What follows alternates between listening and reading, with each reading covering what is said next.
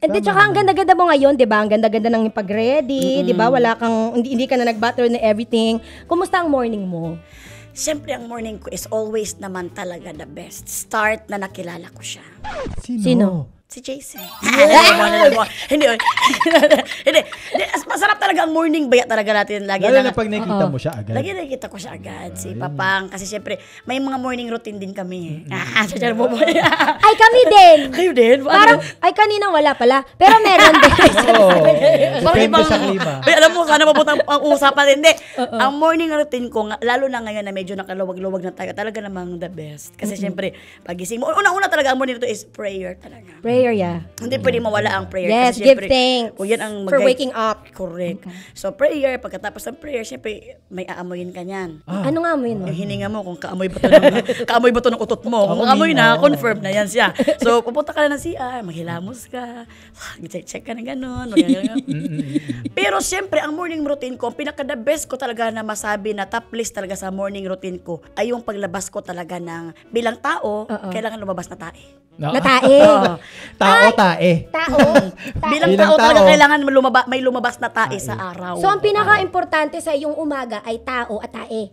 Kasi tao si kuya. Oo. Tapos, tao at saka tae. Tao at tae. Hindi ako yung tae ha. Mukha lang talaga akong tae. Hindi Pero naman. yung paglabas ko ng tae sa... Parang yun ang gusto niyong sabihin sa akin. Wala ate. Ang ganda mo nga ngayon, hindi ka nga naka-bathrobe. Ikaw nga lang yung walang bathrobe na guest namin. Pero thank you sa binigay mong bag. I love you. Ay, ikaw talaga. Sinasabi ko naman. Yung maliit na bagay naman. Maliit na tae. Ay! So yun ang pinaka-importante sa akin. Kayo ba? Ganun, importante din ba yun sa inyo? Kasi ako, number 1 yun. Top 1 yun sa akin, priority. Oo. Oo, importante. Kay Kim lalo importante. Oo. Sobrang importante Parang kay malungkot Kim. siya. Hindi kami makalabas. Actually, minsan nalilate kami sa work dahil nga iniintay pa ni Kim na matae or majebs. Majebs. So yun talaga ang requirements mo pala. Mas importante pala sa'yo yun. Totoo. In real life. In real life, problema ko talaga siya. Kasi kapag kunwaring meron akong shoot nga, I would need to wake up an hour or 2 hours before the time na kailangan kong magising. Kasi para lang doon. Kasi ewan ko, parang nasa-stress yata ako. Lagi akong constipated. Legit. As in? Oo. Si Gerald nagkakaroon ng time na nakailan na siya. Tsaka meron kaming minsan na yung nakalabas na kami, yung bihis na kami, nakalabas na kami ng bahay, babalik pa uli sa banyo. Oo. Laging gano'n. Pag kunaring anong ginagawa mo? Anes, anong nararamdaman mo? Okay ka lang? Nasasapian ka ba, te? Ano Okay. Bakit? Oo. Sige. Anong gagawin mo? Hey. Hey, what's your name, Melay? Hey. What's your name, Melay? Hey. What's your name, Melay? Anong ginagawa mo? Ay! Pumunta sa Nedoro! Huwag tumingin. Oo. Sige.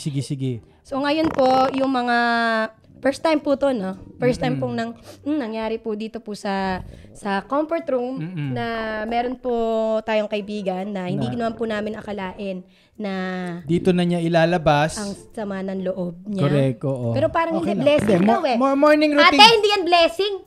Morning routine yan. Nagkataon lang na tayo naapektuhan ng morning routine niya. Umpisa ng taon, Melay. Oo.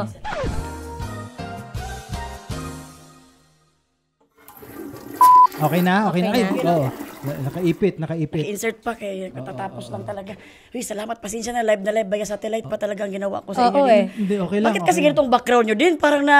Pero totoo yun diba? Pangalan ng show namin, The Comfort Room. Ay, oo. Pag pumapasok ka ng comfort room, totoo yun diba? Bakit ganun? Mas bumibilis. Di, tsaka pag kunwari, yung parang sa biyahe ka, tapos yung pag ganun na talaga sa'yo, grabe nang pagpipigil ng puwet mo, ganun talaga. Uy, pag makikita ka ng CR, palapit na siya, palapit. Hoy! Nabitin ka, no? Nabitin kayo eh! Akala nyo buong episode dito. Hindi, kung gusto nyong mapakinggan ang buong episode ng podcast na ito. I-search nyo lang po ang The Comfort Room sa Spotify at Apple Podcast at marami pang streaming platform for podcast. Diyan po mapapakinggan nyo ang mahabang episode ng The Comfort Room. The Comfort Room. Just click the link below.